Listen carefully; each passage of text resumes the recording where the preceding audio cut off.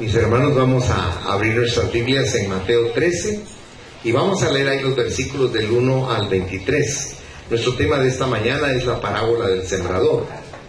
Y dice así la palabra de Dios. Aquel día salió Jesús de la casa y se sentó junto al mar.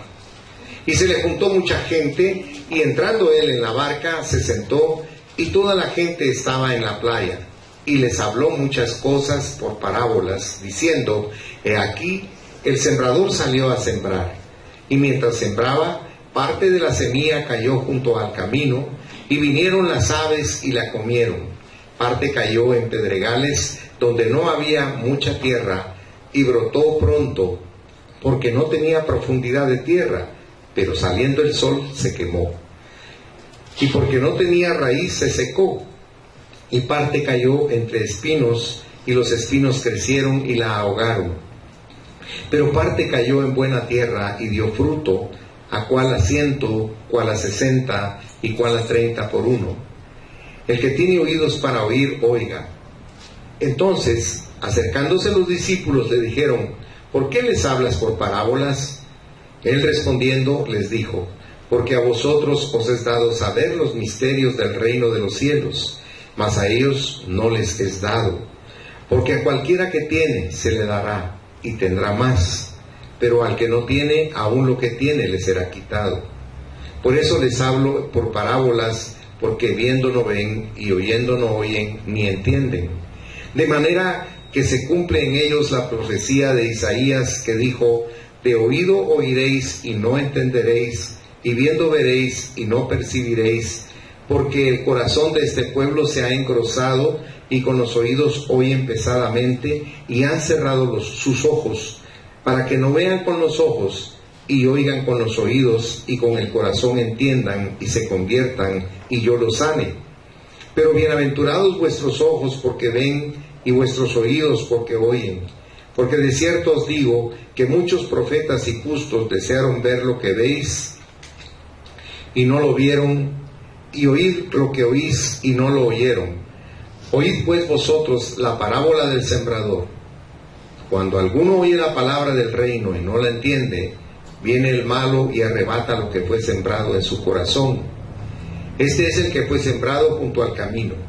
Y el que fue sembrado en pedregales, este es el que oye la palabra y al momento la recibe con gozo, pero no tiene raíz en sí mismo, sino que es de corta duración, pues al venir la aflicción o la persecución por causa de la palabra, luego tropieza. El que fue sembrado entre espinos, este es el que oye la palabra, pero el afán de este siglo y el engaño de las riquezas ahoga la palabra y se hace infructuosa. Mas el que fue sembrado en buena tierra, este es el que oye y entiende la palabra y da fruto y produce a 100, a 60 y a 30 por uno. Cerremos nuestros ojos un momentito.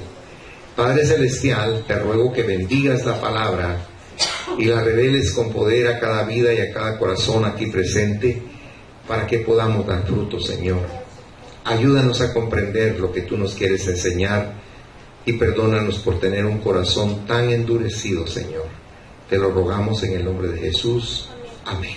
Pueden sentarse, mis amados hermanos.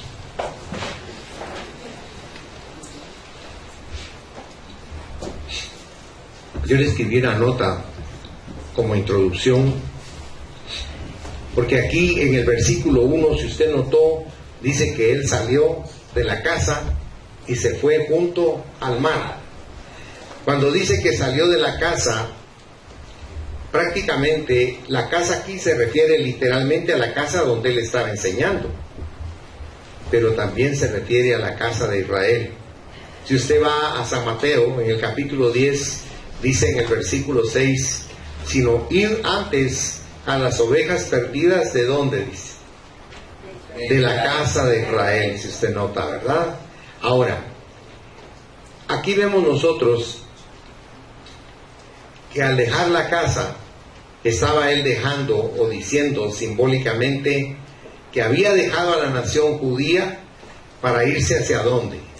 Hacia nosotros los gentiles, porque nosotros no somos judíos, somos gentiles, pero que al venir él a nosotros lo que él hace es que nos entrega el regalo de la salvación, de la vida eterna y el perdón absoluto de todos nuestros pecados y nuestros errores, que solo Él lo puede hacer. Es maravilloso encontrarse con un Padre como Él, que tiene tal magnitud en su benevolencia para con la humanidad. Ahora, también dice que estaba junto al mar. El mar es muy simbólico en la Biblia, y el hecho de que estuviera junto al mar es que el mar significa la multitud de naciones que hay alrededor del mundo. Vayan conmigo, si es tan bondadoso, en su Biblia a Apocalipsis capítulo 17, y vean conmigo, si es tan amable, el versículo 15. Aquí está hablando de la caída de la gran ramera, y dice en el versículo 15: me dijo también, las aguas que has visto donde la ramera se sienta son pueblos, muchedumbres, naciones y lenguas. O sea, Jesús se estaba acercando a nosotros de una manera maravillosa. Yo quiero que note algo, que nosotros por nosotros mismos no buscamos a Dios, ¿se ha fijado? Es Él siempre el que se acerca a nosotros y nos busca, porque Dios sabe que tenemos necesidad de Él. Fíjese que el ser humano es arrogante, dice, no, yo puedo solo. Y puede un tiempo, pero cuando viene la crisis sobre su vida, descubre que sin Dios no podemos hacer nada. Amén. Él es el que está por encima de todas las cosas, aunque nos cueste aceptarlo. Entonces, Cristo va a empezar a enseñarle a los gentiles con ese amor que le caracterizaba hacia su propio pueblo. Pero hay dos razones de las parábolas. Una es humana y la otra es divina. La razón humana, si usted notó en los versículos del 10 al 17 de lo que leímos, nos habla el Señor de la dureza de nuestro corazón, de nuestra indiferencia y frialdad hacia las cosas de Dios, porque realmente no es algo que nos arrebate el corazón y nos interese profundamente. A nosotros nos gusta más una religión porque nos hace cumplir con ciertos ritos y con ciertas cosas, y con eso es más que suficiente. Nos sentimos saciados porque ya hicimos lo que teníamos que hacer. Pero Dios no es una religión, sino es una relación que demanda de nosotros que cambiemos. Pero no que cambiemos de apariencia, sino que cambiemos nuestro corazón. Usted va a conocer muchas personas, por no decirle a usted mismo, y usted va a notar que esas personas nunca cambian. Hasta hay dichos, ¿verdad?, que dice genio y figura hasta la sepultura, ¿verdad? Pero usted tiene que entender algo, que así somos todos. Pero que cuando dejamos entrar a Dios en nuestro corazón, dice en 2 de Corintios 5:17, que las cosas viejas pasaron, ¿verdad? Y he aquí todas son hechas, dice. Pero yo quiero que note, el que hace todo nuevo en nuestro interior es el Espíritu Santo, no somos nosotros, no fluye de nosotros. Dice, y todas las cosas son hechas nuevas, ¿verdad? Porque lo que Dios quiere es que nosotros aprendamos a vivir, porque no sabemos vivir. La gente cree que vivir es tener diversión y gozársela, como dice en la vida. Música, mujeres y vino, como decía el Vals de Strauss. Pero no es eso, hermanos, eso no es la vida. Jesús fue muy enfático en San Juan 14:6 y dijo, yo soy el camino y la verdad y la vida. O sea, si quiere usted tener vida, asóciese con Jesucristo. Busque a Jesucristo y trate de que Él entre en su corazón para que usted pueda ser transformado, para que usted realmente pueda ser cambiado. Porque va a llegar un día que vamos a estar frente a Él y Él nos va a pasar como fue nuestra vida. Vaya a 1 de Corintios 13, se lo quiero mostrar bíblicamente para que usted me crea lo que le estoy diciendo. 1 de Corintios 13, versículo 12, si mal no recuerdo.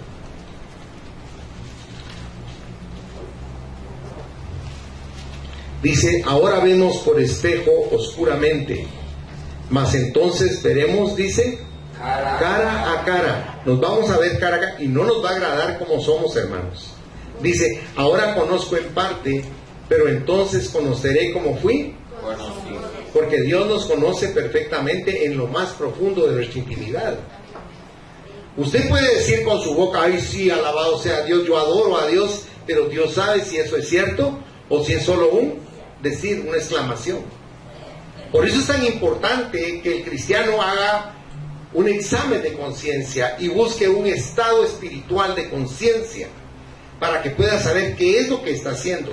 No simplemente tener una religión a la que asiste todos los domingos o los días que sea y cumplir con eso, asistir por asistir. No.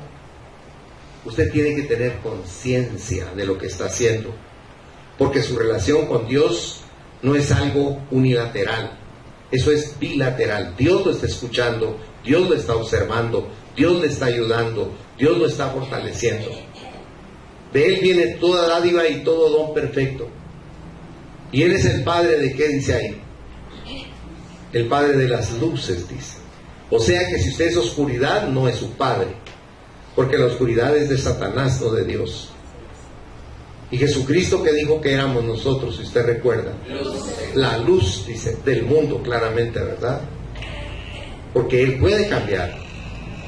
Yo conocí una persona que bebió durante 50 años licor,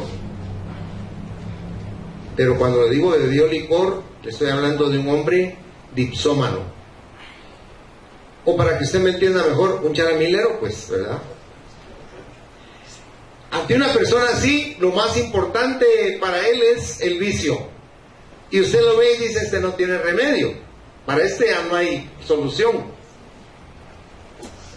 Pero él un día, estando en el basurero, buscando ver qué comía porque tenía hambre, me dijo a mí, fíjese hermano, me dijo que se me acercó un tipo y me comenzó a hablar, y me comenzó a hablar de Jesús, y yo lo oía puro murmullo, pero de repente, como que me hubieran abierto los oídos, comenzó a llenarme la palabra, y entonces él comenzó a caminar porque creyó que yo no tenía interés. Entonces yo lo comencé a seguir porque me comenzó a gustar todo lo que él me decía. Mire, yo había asistido a Alcohólicos Anónimos, había sido intermitente con eso, dejé de beber, volví a beber, destruí mi economía, perdí todas mis posesiones, me volví un cero a la izquierda en este mundo.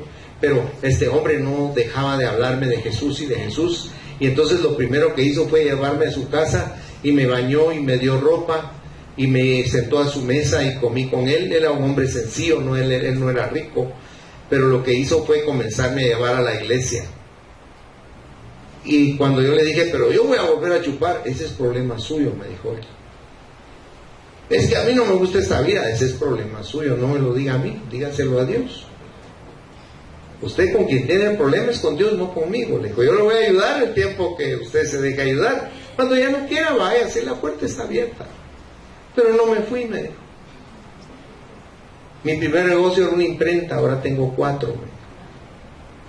Porque por buscar a Dios mi vida se transformó, encontré una mujer, me casé, tengo un hogar. Y cualquiera diría, este viejo, ¿quién se va a andar fijando en él? Pero sí se fijaron en mí, porque Dios me dio gracia. Y cambió su vida. O sea, le estoy poniendo un ejemplo, porque uno normalmente como humano dice, no, este nunca, o esta nunca va a cambiar. Pero déjenme explicarle que cuando nosotros abrimos los ojos y los oídos, cambiamos. Le voy a poner otro ejemplo bíblico. ¿Dónde estaba el hijo pródigo cuando quiso regresar con su papá? Estaba metido con los cerdos entre el lodo. Y él estaba viendo a los cerdos y quería comer como los cerdos. Decía, qué rico comen los coches, decían los coches. Y él tenía un hambre feroz y decía, ay, siquiera me comiera un pedazo de algarroba, pero dice que ni eso le daban. Pero ahí sucedió un milagro, fíjese, es lo que estoy tratando de comunicarle. Él volvió en sí, como que se volvió a conectar otra vez, y si yo tengo mi papá, digo, voy a regresar con él y le voy a decir, ya no soy digno, yo lo entiendo. Derroché todo lo que tú me diste, que no me había costado, pero sé que me puedes dar chance, me puedes dar trabajo aquí de jornalero, ya no quiero cuidar coches. Y dice que él se asombró porque cuando venía caminando hacia su casa, todo andrajoso y sucio, vio que su papá estaba ahí. Todos los días salía su papá a esperar, con esperanza de que él regresara. Y ese día él corrió hacia su hijo y lo abrazó, así sucio y asqueroso como venía, porque ese hombre había sido cambiado. ¿Me entiende lo que le quiero decir? No porque nosotros no estemos en una porqueriza no necesitamos cambiar. tenemos que cambiar, hermanos.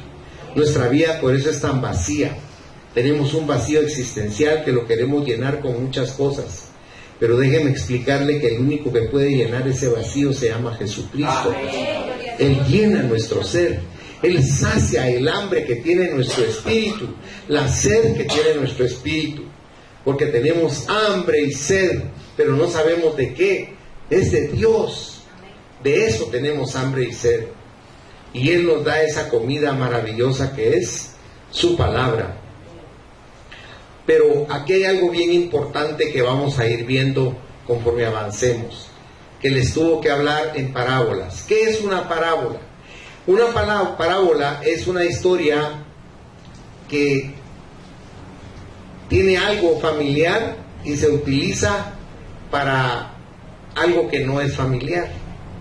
O sea, Jesús usaba muchos elementos de lo que la gente veía cotidianamente para tratar de que a través de eso pudieran comprender análogamente lo que estaba tratando de enseñarles. Por eso es que les hablaba en parábolas, porque si usted va a Isaías capítulo 6 y lee ahí conmigo los versículos 9 y 10, 700 años antes estaba profetizado que el Señor iba a hacer eso. Y dice, y dijo, anda y di a este pueblo, oíd bien. ¿Y qué dice su Biblia? ¿No le parece un contrasentido eso? Oíd bien y no entendáis, dice, ¿verdad? Dice, ved por cierto, mas no comprendáis. Engruesa el corazón de este pueblo y agrava sus oídos y ciega sus ojos, para que no vean con sus ojos ni oigan con sus oídos. Un corazón engrosado es un corazón que significa que está rodeado de grasa. Un corazón impermeable para el agua de la palabra de Dios. Pero ¿sabe qué lo hace más duro todavía? La sensualidad. Mire, si usted va ante cualquier aspecto de lo que es la sociedad de consumo, todo lo anuncian con el sexo. Porque el diablo sabe que nuestra parte más frágil es la sensualidad. Y la sensualidad hace que nuestro corazón se vuelva como una roca. Conocí un pastor y él decía, Señor, si me concedes un favor, el favor especial que te pido es que me muera predicando. Y un día levantó la mano predicando y ahí cayó muerto. Gloria a Dios. Se fue con el Señor desde ahí. Aleluya. Qué lindo, ¿verdad?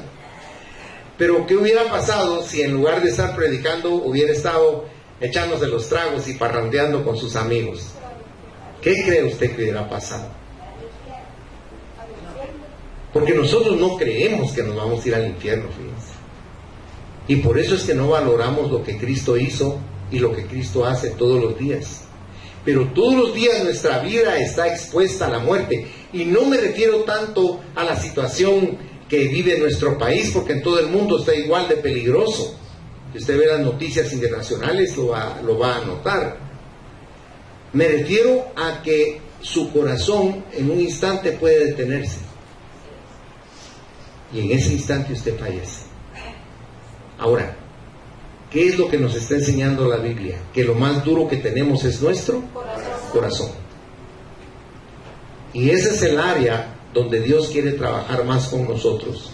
Que nuestro corazón sea transformado, porque estamos habituados a la sociedad de consumo y asociamos la felicidad con cosas, con viajes, con amistades, con fiestas. A eso asociamos la felicidad. Pero vaya a ver a una persona después de una fiesta, ¿será que al día siguiente está bailando ballet de la felicidad? No. ¿Sabe qué está haciendo? Tiene una mano aquí, mire, y con la otra está echando 2 Alka-Seltzer en un vaso. Y hasta el ruido del Alka-Seltzer, ¡ah, qué recio! Porque la felicidad de la noche anterior se vuelve un dolor espantoso de cabeza, una incomodidad horrible. Los mexicanos le dicen cruda, los guatemaltecos le dicen goma. Pero su nombre sea pecado.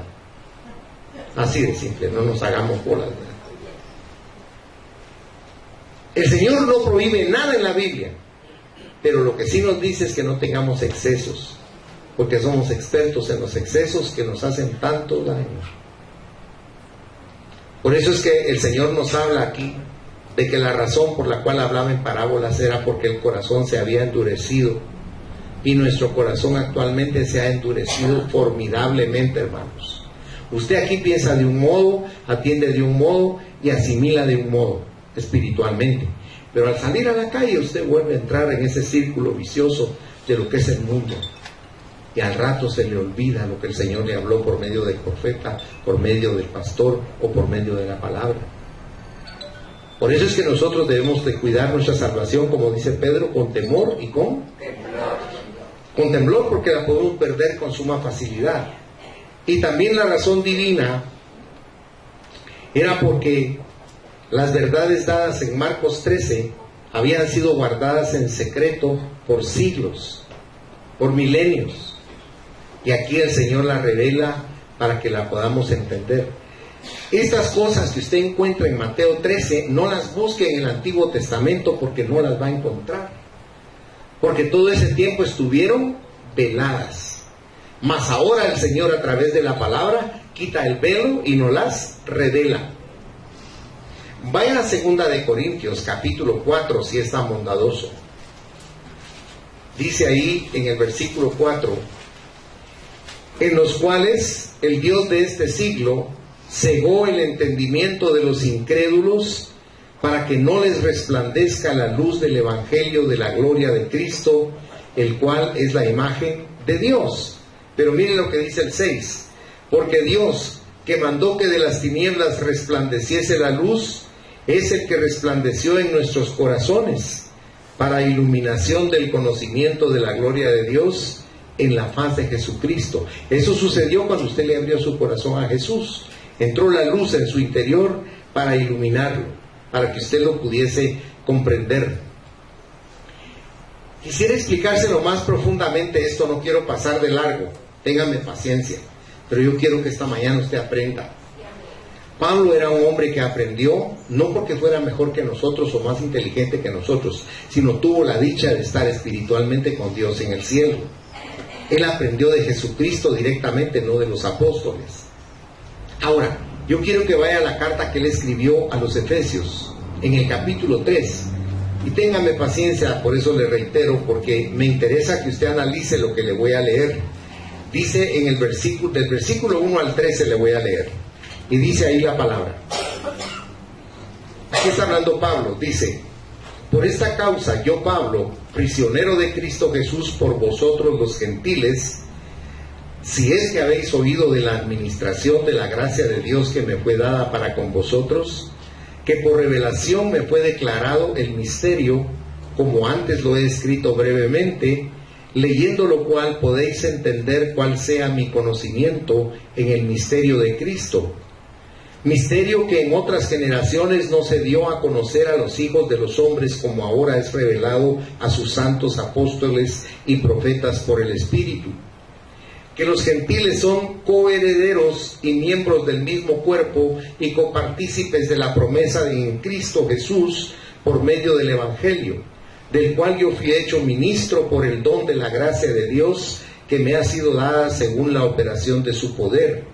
A mí, que soy menos que el más pequeño de todos los santos, me fue dada esta gracia de anunciar entre los gentiles el Evangelio de las inescrutables riquezas de Cristo, y de aclarar a todos cuál sea la dispensación del misterio escondido desde los siglos en Dios, que creó todas las cosas, para que la multiforme sabiduría de Dios sea ahora dada a conocer por medio de la Iglesia a los principados y potestades en los lugares celestiales, conforme al propósito eterno que hizo en Cristo Jesús nuestro Señor, en quien tenemos seguridad y acceso con confianza por medio de la fe en Él, por lo cual pido que no desmayéis a causa de mis tribulaciones por vosotros, las cuales son vuestra gloria.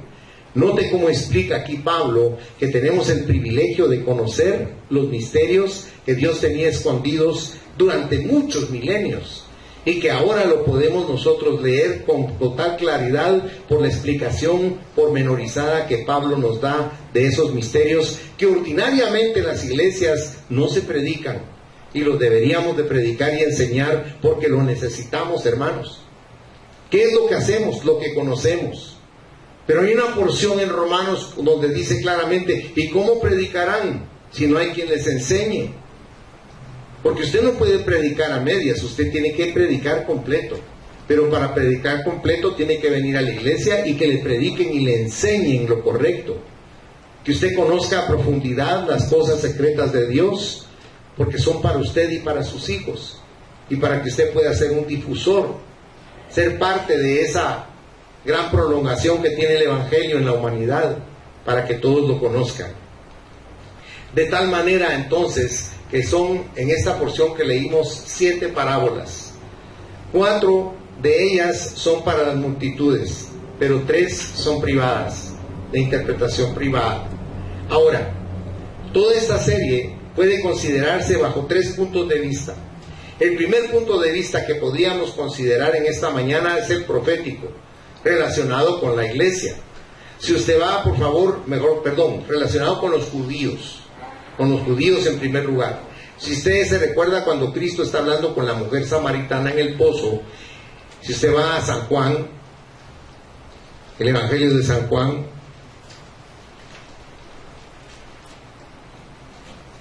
capítulo 4, versículo 22. Ahí dice Jesús hablándole a la mujer samaritana: vosotros adoráis lo que no sabéis, nosotros adoramos lo que sabemos, le dijo Jesús. ¿Y qué dice el final? Porque la salvación viene. Amén. O sea, de los judíos viene la salvación. O sea, tenemos que entender que los judíos son una parte importante en esta tierra, y si usted estudia la historia de los judíos se va a encontrar con que han habido contra ellos no solo Hitler, sino desde el principio han sido perseguidos enormemente. En toda Europa fueron perseguidos. En Rusia había pogroms para destruirlos, los metían en guetos como en Varsovia, y así los tuvieron. Hitler fue el que buscó la solución final, decía él, para ya no seguir peleando contra estos y haciéndoles lo que les hacemos, acabemos con ellos de una vez. Pero él mismo era judío, hermanos, él mismo tenía sangre judía, porque la salvación viene de los judíos, aunque no nos gusten, aunque no sean personas agradables. A ese pueblo escogió Dios y tenemos nosotros que obedecerle a Dios, porque Él dice que lo bendigamos. ¿Y qué tenemos que hacer nosotros? Bendecirlos, amén. Tenemos que bendecir al pueblo judío, porque le voy a decir algo que tal vez usted no lo crea, pero a todos los que estamos aquí, algo de judíos tenemos, fíjese. Y si no es en la sangre o en la genética, en los tacaños sí. No, eso ya se lo agregué yo. Perdón. No, la realidad es que otro punto de vista está relacionado, como yo le decía, con la iglesia. ¿Por qué con la iglesia? Porque cuando usted va al Apocalipsis, en los primeros capítulos nos habla de las 7 iglesias y da una determinada relación con cada iglesia de manera pormenorizada, pero ahí está tratando de enseñarnos la Biblia las diferentes épocas de la iglesia. Eso representan esas iglesias, y las cartas hacia cada iglesia es una carta dirigida a cada uno de nosotros. Cada carta es un mensaje de Dios para nosotros. Que nosotros no nos interesemos y no nos guste, eso es otra cosa. Y el tercer punto de vista es espiritual, porque va en relación con usted. Le voy a hacer una pregunta. ¿Qué decía el último versículo de nuestra llamada principal? El verso 23 de Mateo 13. Perdón que se los pregunte, pero para que note usted cómo por aquí entra y por aquí se va. ¿Me entiende lo que le estoy tratando de decir esta mañana? Las cosas de Dios no nos interesan, hermanos, por eso se nos olvidan de esa manera. Si fuera otra cosa, miren, el acto, levantarían la mano. Pero cuando es algo de Dios no nos interesa. Venimos a dormirnos a la iglesia, o a distraernos, o a ver el teléfono, o a comer, a beber. Porque es la iglesia de Dios, ¿verdad? Como que Dios... ¿O no es así, hermanos? Nosotros no le tenemos reverencia ni santidad a Dios ni al templo. Yo puse un rótulo ahí abajo. ¿Saben que aquí teníamos que recoger la comida de la que nos dejaban en las sillas? Porque venían a comer aquí, hermanos.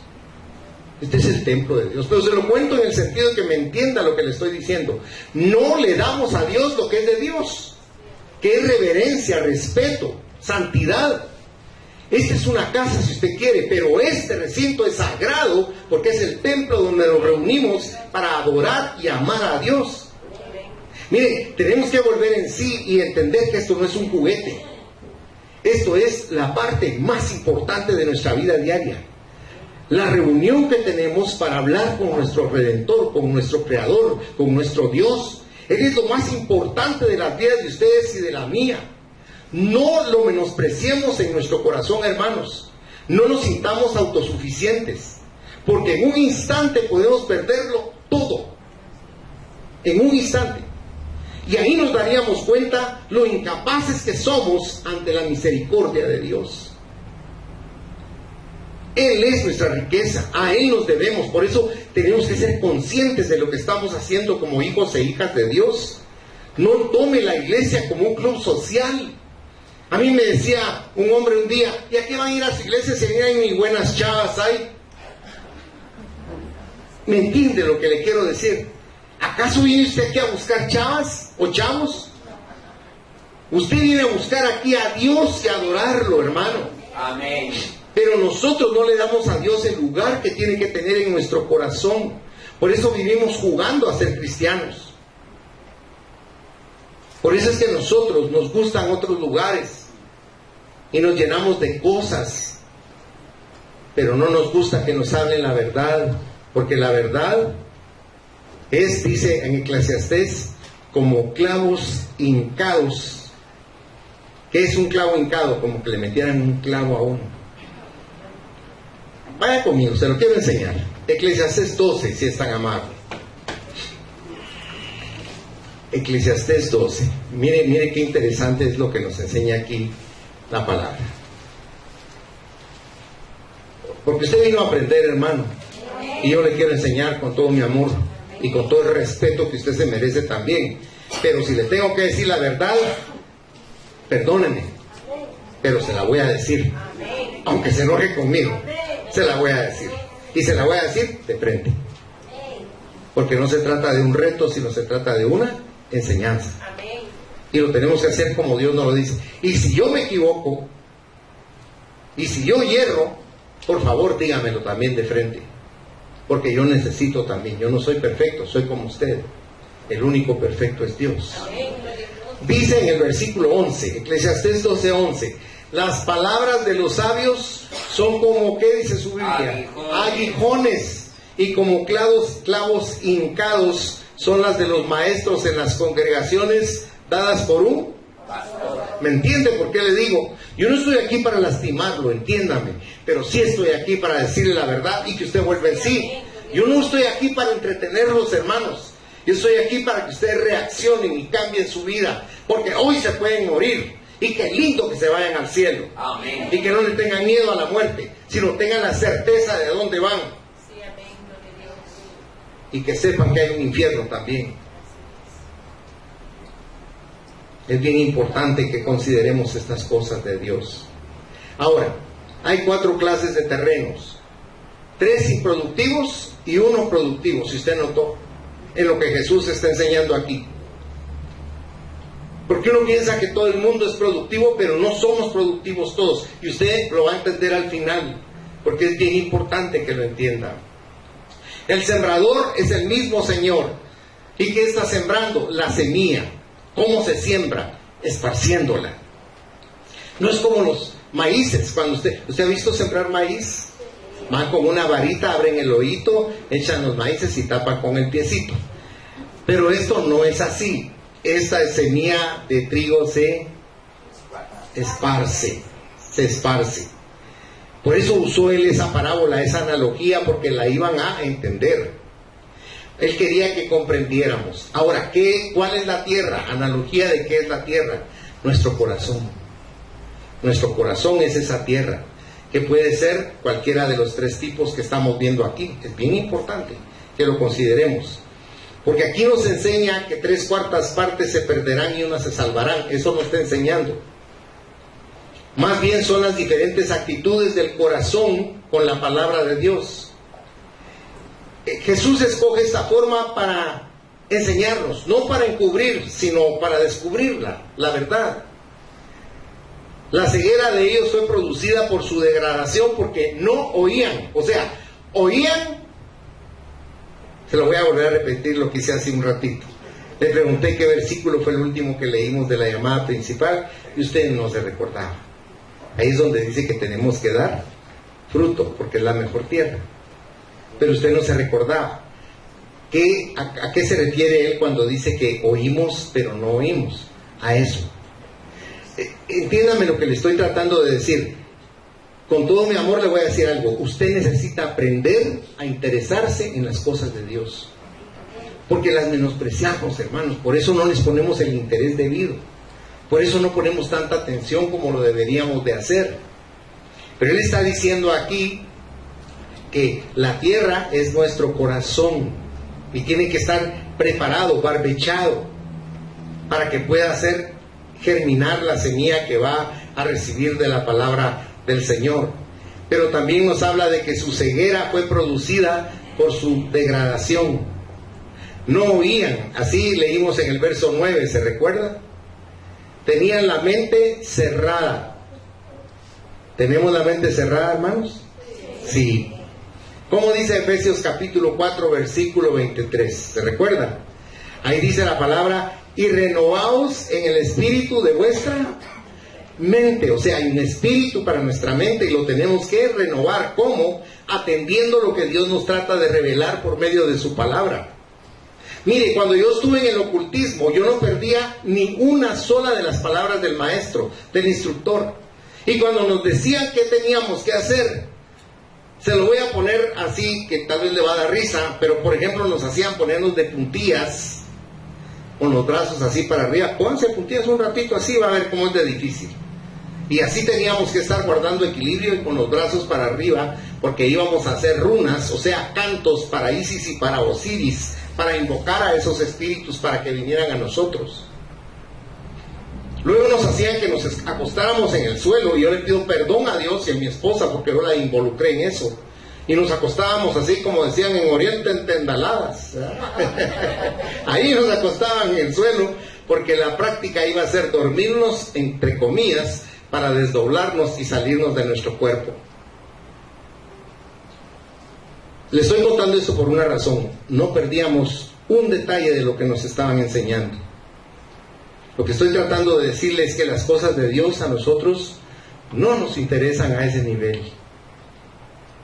Venimos a la iglesia porque qué bonito es la palabra de Dios y venirle a cantar. Pero usted está aquí porque Dios lo quiere preparar, lo quiere transformar, le quiere enseñar. Y lo que más le quiere enseñar es que usted se conozca a sí mismo. Amén. Y que conozca cuál es el propósito por el cual está puesto en esta tierra. Para que comprendamos que no venimos a ser felices, sino a aprender, a ser fieles con Dios. El corazón de ellos se embotó también. Así leímos en el verso 15. Pero mire la promesa de Dios hecha por Ezequiel.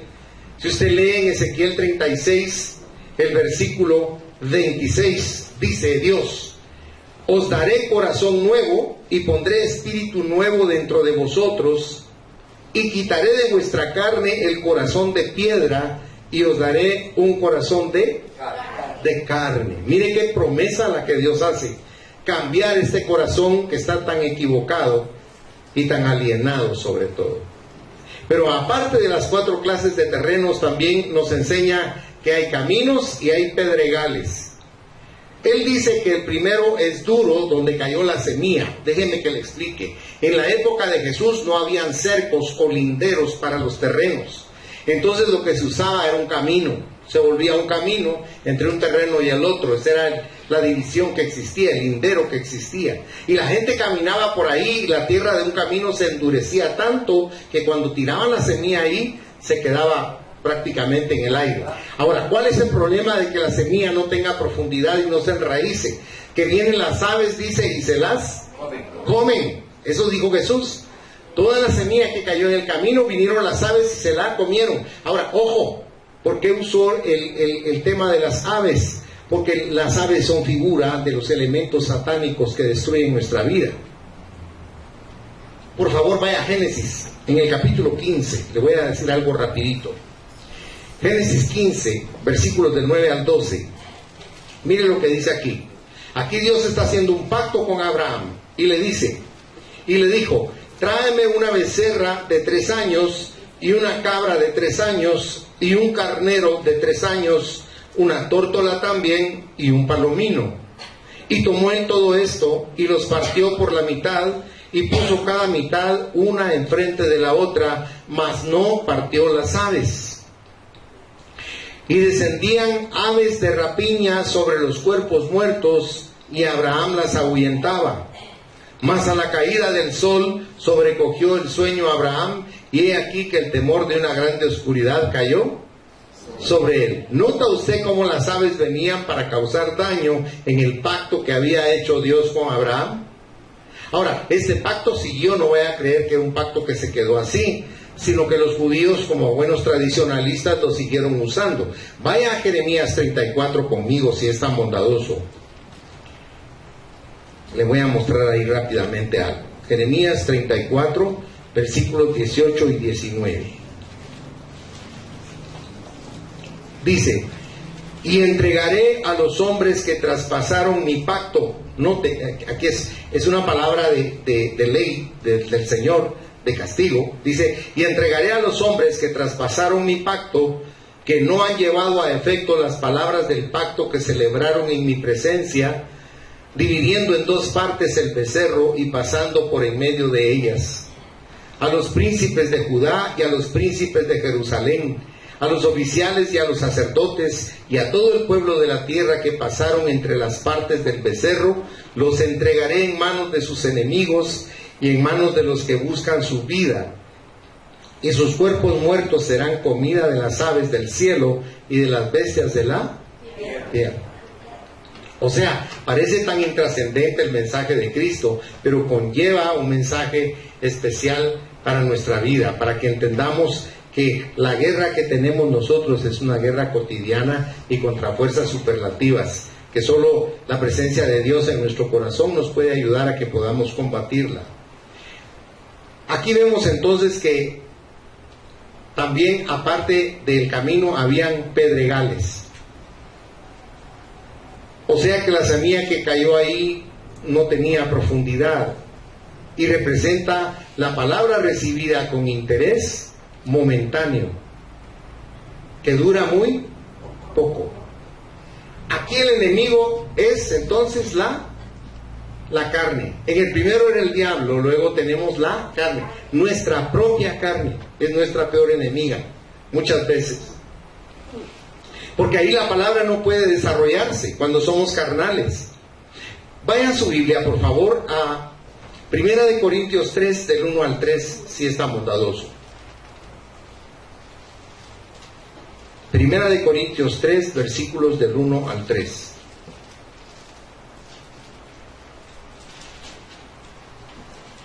De manera que yo, hermanos, no pude hablaros como a espirituales, sino como a, ¿qué dice su Biblia? Como a carnales, como a niños en Cristo. Os di a beber leche y no vianda, porque aún no erais capaces. ¿Y qué dice ahí? Ni sois capaces todavía, note. Cómo somos de inmaduros con las cosas de Dios por nuestro desinterés. El verso 3 dice, porque aún sois carnales, pues habiendo entre vosotros celos, contiendas, gente peleonera y disensiones, ¿no sois y andáis como hombres? Mire qué cosa más tremenda lo que estamos viendo aquí. Vaya a Hebreos capítulo 5, si es tan amable, versículos 2 y 3. 12 y 13 es, perdón.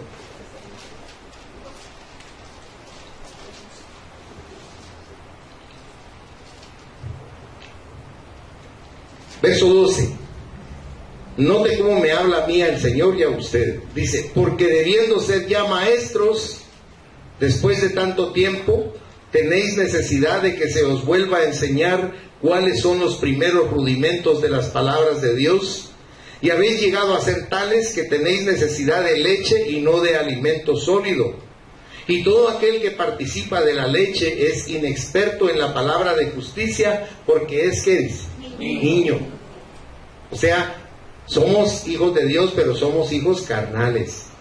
Y lo que Dios quiere es que nos convirtamos en hijos de Él espirituales, para que tengamos poder. El propósito de que usted sea espiritual es para que usted goce de todo el poder que Dios le quiere dar, para que usted sea una fuente de bendición para más personas.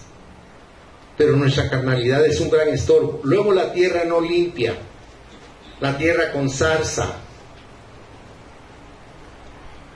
Aquí hay dos cosas tremendas.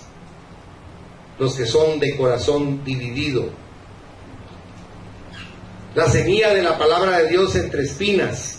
¿Sabe qué significa eso? Que nuestro enemigo aquí es el mundo. Y bien dice la Biblia que tenemos tres enemigos, ¿se recuerda? El mundo, la carne y el diablo. Son nuestros enemigos. Pero yo le voy a decir una cosa. Dice que estamos en el mundo, pero que no somos del mundo. Porque nosotros erradamente amamos el mundo, fíjense hermanos. Nosotros amamos el mundo más que a Dios, más que a su palabra, más que a su doctrina. El mundo para nosotros es primero. Y eso es algo que Dios está hablándoles ahorita a ustedes y a mí, y lijándonos el corazón para que no tengamos al mundo en primer lugar. No vale la pena, hermanos, porque el mundo pasa. Pero el que hace la voluntad de Dios permanece eternamente.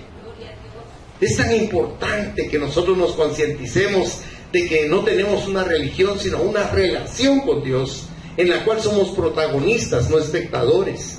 Tenemos que ejercer lo que el Señor nos está enseñando. Él quiere que aprendamos nosotros. Porque el corazón como tierra no puede producir dos cosechas opuestas.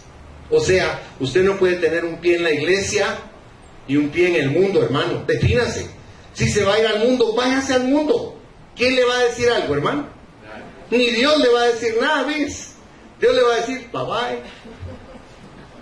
O usted ve que en la Biblia diga, y Dios se puso a llorar y le dijo a Adán, no te vayas, Adancito chulo, quédate, papadito. ¿Hizo Dios eso con Adán? No, hermanos. Y Adán salió feliz. ¿Y sabe por qué salió feliz? Porque dio la vuelta y le dio la espalda a Dios. ¿Sabe qué hizo Dios? También le dio la espalda a Adán. Dios no es juguete, hermanos. Miren, Santiago dice que se nos olvida que el Espíritu Santo nos cela a nosotros. Cuando yo o usted nos vamos al mundo, el Espíritu Santo está llorando porque nos cela, tiene celos de que nuestro corazón ama más el mundo y las cosas del mundo que amar a Dios, fíjense. Y el Espíritu Santo llora y sufre por nosotros. Y no entendemos, hermanos. No le damos a Él el lugar que le corresponde. Ojalá que vengan el otro domingo. No se van a enojar conmigo. No les tengo que decir la verdad, hermano. No nos gusta. Yo me estoy involucrando en el que recibe lo que el Señor está diciendo. Porque soy tan humano como ustedes. Romanos 2:1 dice, por lo cual eres inexcusable, oh hombre, genéricamente hombre, mujer, quien quiera que seas tú que juzgas. Porque en lo que juzgas a otro te condenas a ti mismo, porque tú que juzgas, dice, haces lo mismo. Entonces cuando yo estoy predicando, ahí hay un eco que me viene de rebote a mí también. Yo tengo que cuidar mi salvación con temor y temblor. Yo tengo que estar firme para no caer. Y yo no soy perfecto, ni soy Superman, soy un ser humano. ¿Qué tengo que hacer? Aferrarme a Dios con todas mis fuerzas para no resbalarme y caerme, hermanos. No es fácil ser cristiano, yo no le estoy diciendo eso. Pero tengamos conciencia de que tenemos que esforzarnos por serlo. Porque ya muertos no podemos hacer nada. Usted en la tumba no puede mover ni un dedo, hermano. Vivos cuando usted puede hacer un esfuerzo para Dios. Muerto no puede hacer nada. Santiago 4:4, acompáñenme por favor. Santiago capítulo 4, versículo 4.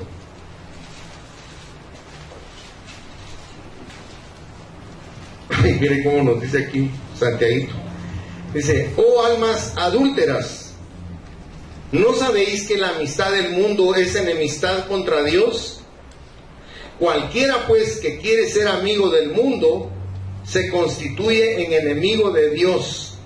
El 5, mire, ¿o pensáis que la Escritura dice en vano, el Espíritu que Él ha hecho morar en nosotros nos anhela, ¿qué dice su Biblia?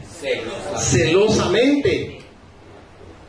A veces uno cae mal y dice, tan cuadrado ese pastor. No, hermanos, yo no escribí la Biblia, yo la obedezco, o trato de obedecerla. El Señor es el que nos está diciendo la verdad. Ahora, ¿nos gusta la verdad? No. Ay, esa iglesia tan fea, solo cosas de esas predican. Pero lo necesitamos. Lo necesitamos porque nuestra vida tiene que cambiar. Porque hoy podemos ir a la presencia del Señor y qué lindo que vayamos con nuestra frente en alto, ¿verdad? Pablo le dijo a Timoteo, le dijo, preséntate ante Él sin bajar el rostro, le dijo, sino con tu rostro levantado, lleno de paz, porque lo obedeciste. Es difícil, hermanos, porque estamos en el mundo. Pero Jesús dijo en su oración sumo sacerdotal que estábamos en Él, pero no éramos no somos del mundo. Termino con esto, la tierra fructífera. Esa es figura del corazón preparado para recibir la palabra de Dios. Y aquí dura para siempre. Y hay 3 clases de productividad. Se recuerda que el último versículo que leímos, el verso 23, dice: mas el que fue sembrado en buena tierra, este es el que oye y entiende la palabra y da fruto y produce a 100, a 60 y a 30 por uno. Le voy a hacer una pregunta. ¿En cuántas partes se divide el día en tiempo? 3 por 8? 24, ¿verdad? Son 3 partes en las que se descompone el día. Entonces, aquí nos habla de la productividad del 30%. Ese 30% es la tercera parte de nuestra vida diaria. O sea, 8 horas para el Señor. Ahora, piense por un momento. ¿Será que usted 8 horas cada día está pensando en el Señor? ¿Él es su prioridad? No, ¿verdad? No. Gracias, hermano, por su sinceridad, por su transparencia. Sí, porque Dios conoce nuestro corazón, ¿verdad? Hay gente que dice, ay, si yo paso pensando en el Señor todo el día. No, es cierto. Sí, pensamos en Él y hablamos con Él y oímos de Él, pero hacemos un montón de cosas que nos distraen. Dios, y nos ponen bravos. ¿Cómo cuesta que se pase el enojo, hermano? Pasamos hasta nos vamos a dormir bravos todavía. Entonces no podemos decir que Dios está ocupando nuestra mente 8 horas diarias. Ahora piense, por favor, si son pocos los de las 8 horas, ahora piense los que tienen las 2/3 partes. 16 horas de tener el corazón entregado para Dios. Miren cómo se quedaron de pensativos. ¡Ah! Gloria a Dios Santísimo, que están entendiendo lo que les estoy diciendo. Ahora imagínense, hermano, que cuando yo estaba estudiando eso hasta lloré. Ay, Señor, que perdoname. Ni en 8 horas estoy así. Y uno cree que sí, fíjense, porque uno se quiere autoengañar, pero no es así. Nuestra mente se ocupa de un montón de cosas. Ahora piense en el que le entrega al 100%. Entiende lo que Cristo quiso decir cuando dijo que un corazón que era tierra fértil producía al 30, al 60 y al 100 por uno. Hermanos, ese es un sueño, ¿verdad? No una utopía, pero no sé si en el mundo habrá alguien que tenga las 24 horas entregadas a Dios. Lo dudo, sinceramente. No creo que haya así. Si de 8, mire cómo andamos. Ya se imagina de 24 horas entregadas a Dios, que Él sea lo primero en nuestra mente. Porque entienda que lo que está diciendo ahí no es que usted deje de hacer sus cosas, sus actividades, sino que Él sea prioritario en su corazón, que su mente vaya a Él de continuo durante todo el día, que usted esté pensando en Él, ¿verdad? No juzgando, porque a veces estoy siendo cristiano, porque no está donde tiene que estar. Qué bárbaro, este desgraciado, ¿verdad? Y el Señor tan bueno que ha sido con él, y mírenlo, ese no está pensando en Dios, hermanos. Ese está haciendo Satanás, porque Satanás ¿qué es lo que hace? Juzgar y condenar. Dios nos salva y nos perdona. Miren qué diferencia, ¿verdad? Por eso le digo que, ¿sabe qué? Para consolarnos, vaya conmigo a Romanos 12, por favor. Romanos 12, versículos 1 y 2. Dice: así que, hermanos, os ruego por las misericordias de Dios que presentéis vuestros cuerpos, ¿en qué dice su Biblia? En sacrificio vivo, mire, un sacrificio santo, agradable a Dios, que es vuestro culto racional. No os conforméis a este siglo, o sea, no tomen la forma de la gente de este siglo, del mundo, sino transformaos por medio de la renovación de vuestro entendimiento, para que comprobéis cuál sea la buena voluntad de Dios, agradable y perfecta. Bueno, y para que me quiera un poquito, cierre sus ojos, ya terminamos. ¿Ya ve que no dolió tanto la inyección? Un piquite de hormiguita. Dice el doctor, ¿verdad? Cierre sus ojos, por favor. Lo que Cristo busca en su vida es el fruto. El fruto consiste en que usted le dé prioridad a Él en su mente y en su corazón. Aunque nadie lo sepa, Él lo va a saber. Si su corazón y su mente están unidos a Él constantemente, si Él es una prioridad en su vida, si Él es su amigo íntimo del cual no se separan todo el día. Ese es el fruto que está buscando. Pero la cantidad del fruto dependerá de la calidad del terreno. ¿Cómo está tu corazón? ¿Cómo se siente tu corazón? Yo voy a hacer una oración por ti esta mañana. Yo te quiero suplicar que te concentres en ella, porque es un beneficio para tu crecimiento espiritual. Padre nuestro que estás en los cielos, santificado sea tu nombre. Yo invoco el poder de tu palabra en esta mañana para que descienda sobre cada persona que ha estado aquí en la iglesia y ha recibido la palabra, una unción sobrenatural de tu Santo Espíritu para ministrar sus espíritus, para hacerlos despertar y volver en sí, para que puedan comprender la necesidad que tenemos cotidianamente de estar en sintonía contigo, Dios eterno, Padre nuestro, para que ellos comprendan que el propósito de nuestra vida no es hacernos ricos materialmente en esta tierra, ni tener comodidades y dinero, sino que las riquezas tienen que ser en Cristo Jesús nuestro Señor. Esas riquezas espirituales que no pueden ser robadas ni corruptas, porque tú, Señor, eres santo y eres perfecto, y nos quieres enriquecer con esas riquezas. Y yo te pido que las riquezas en gloria de Jesucristo desciendan abundantemente en cada vida y en cada corazón esta mañana, y que tú los sacies, Señor.